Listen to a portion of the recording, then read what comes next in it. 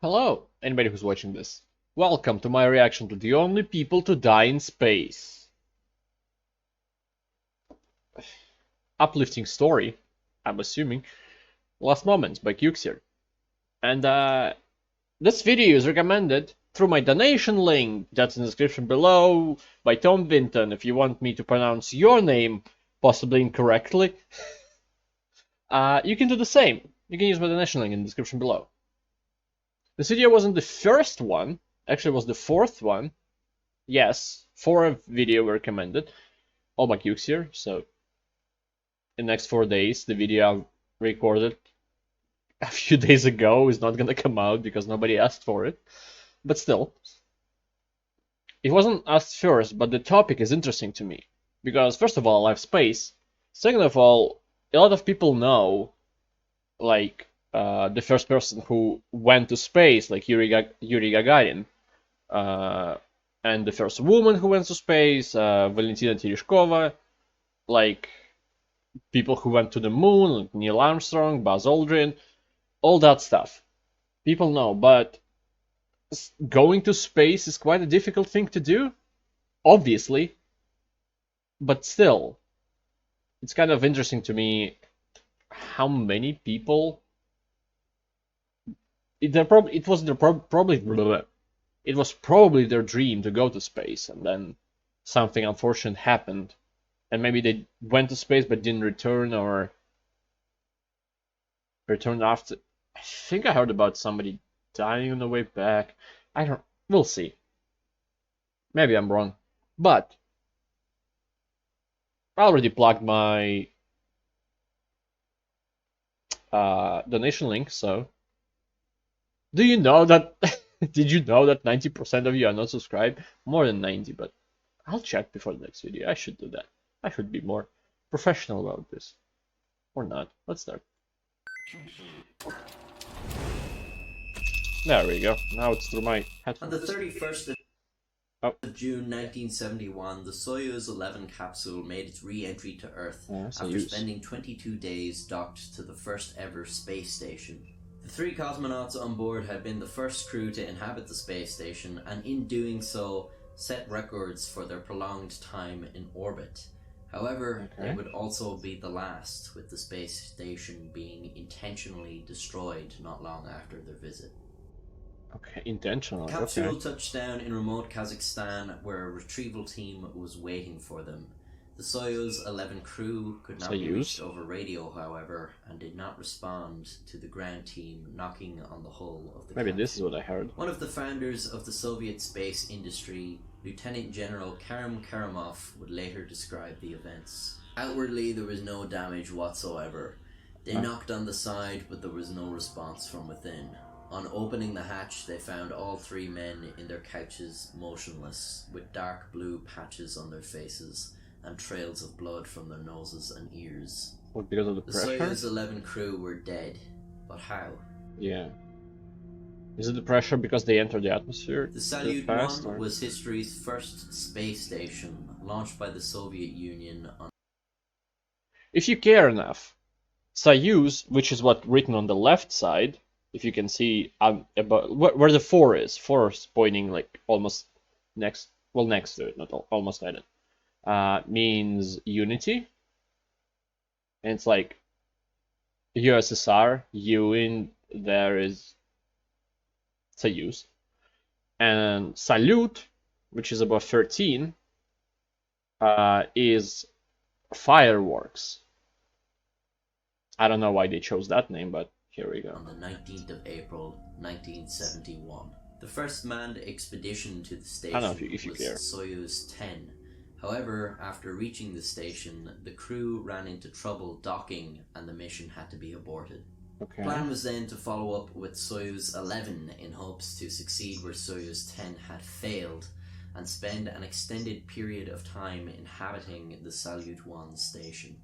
Soyuz 11 would be commanded by the experienced Alexei Leonov, who had been the first human to conduct a spacewalk in 1965. In his crew were Valery Kubasov, who also had experience as a cosmonaut, being the first human to conduct welding experiments in space in earlier Soyuz missions, as well as Peter Culloden, who had not yet been to space. However, just days before takeoff, Kupasov was found to have a swelling in his lung, which doctors feared was indicative of tuberculosis. As per mission rules, the entire crew was to be replaced with the backup crew: Commander George Dobrovolsky, Vladislav Volkov, and Viktor Patsayev. Commander George Dobrovolsky, Vladislav Volkov. Дважды Герой Советского Союза, летчик-космонавт СССР Владислав Николаевич Волков. So, twice a hero of Soviet Union, pilot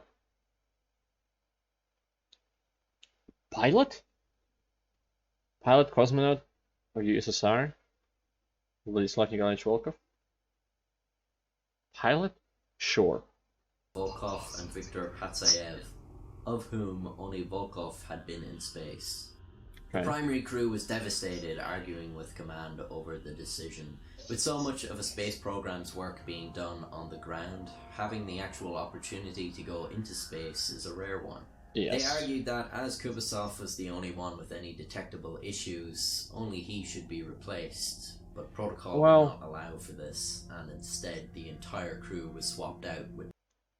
If you go by technicality, if it is tuberculosis, then he was in vicinity with them probably a lot through the training and all that.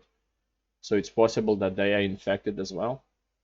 Dobrovolsky's team. It would later turn out that Kubasov had been misdiagnosed and went on to make a full recovery. Ironically, being diagnosed with tuberculosis may have saved his life. On the 6th of June 1971, Dobrovolsky, Patsayev and Volkov took off, arriving at the station Salyut 1 the next day. Unlike Soyuz 10, they were able to successfully dock with Salyut 1 and enter, marking a historic milestone for humanity's exploits in space. Dobrovolsky and crew spent the next 3 weeks in space, a record amount of time that would not be bested until the American Skylab 2 mission in 1973. Their stay aboard Salyut 1 was to be a productive one, with the men conducting experiments and broadcasting television images from inside the station. Viktor Patsayev became the first man to celebrate his birthday in space when he turned 38 halfway through their stay. The mission was not without incident, however. Probably the best birthday to have. Unfortunately, what happened after, of course, but like, where were you on your 38th birthday? Oh, I don't know. I was at home, like maybe with my family, friends, something. I'm just drinking. Nothing specific. Where were you? I was in fucking space. Unfortunately, he won't be able to tell that story because they didn't make it back. With a fire breaking out aboard the station. This was brought under control, and by the 29th of June, the mission could be considered a resounding success. Dobrovolsky's crew then began their return to Earth. They were able to successfully undock from Salyut 1 and began to make their descent. At some point, however, the crew ceased to make reports or answer calls. Mission Command hoped that this was simply a failure in communications, but the reality was much worse. As the descent module detached from the service module, a valve was knocked loose. This exposed the capsule to the vacuum of space at an altitude of over 160 kilometers. As pressure escaped from the cabin, the result for the crew was catastrophic.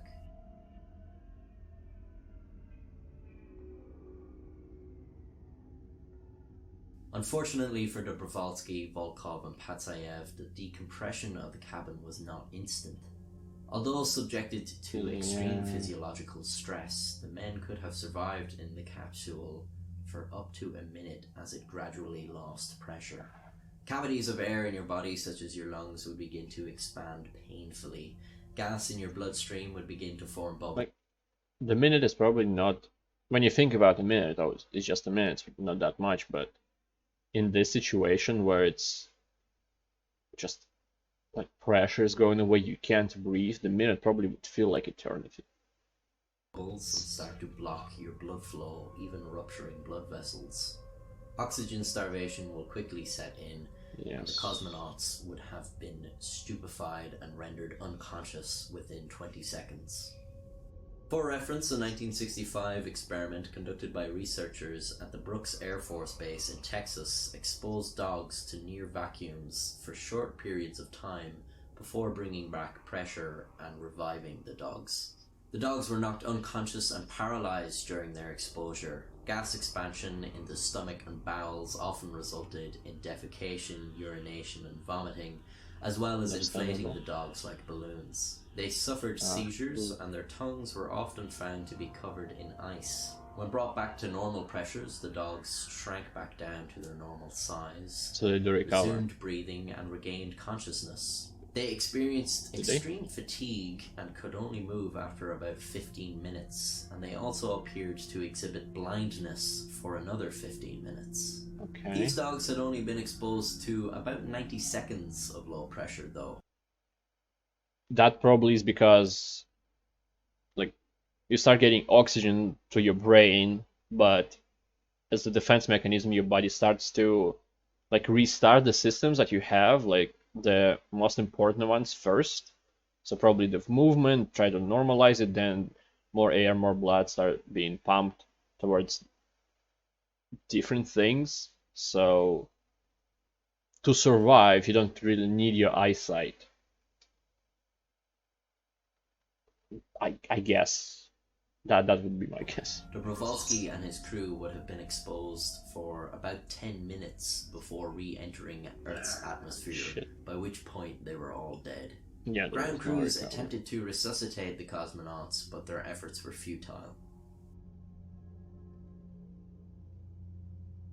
Chest compression, CPR. George Dobrovolsky, Vladislav Volkov, and Viktor Patsayev were given state funerals and were each posthumously awarded the Hero of the Soviet Union medal. The success of Soyuz 11 as the first manned flight to a space station was overshadowed by the tragic loss of life. On top it says that Heroes' valor will live for not decades, centuries. And just their names in the bottom. And Salyut 1 had to be decommissioned as it ran out of supplies during the time the Soyuz capsules were being redesigned. The decision was made to lower Salyut 1 from orbit, where it would be destroyed upon re-entry. The Salyut program continued, however, paving the way for the modern-day International Space Station. Indeed, the first ISS module was the Russian-made Zarya, which relied heavily on technologies developed in the Salyut. Zarya, which means, what would it be closer to? Dawn, maybe? Zarya? Sure. Program, as well as the advances made possible by George Dobrovolsky, Vladislav Volkov, and Viktor Patsayev. Okay, that's it. Oh, almost.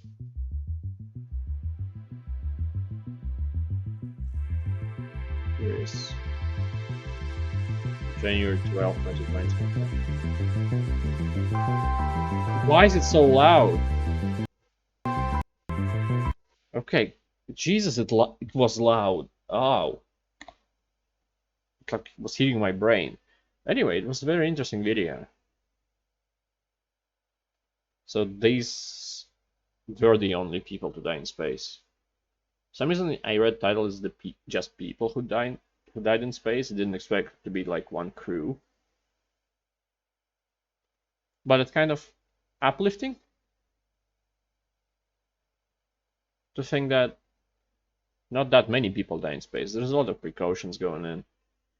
And as I talked about in my Exurbia video about the moon, that see, like, it's Russians. They went to space. They like helped make the first ISS, the ISS that is in use now, and then stopped because the government is shit.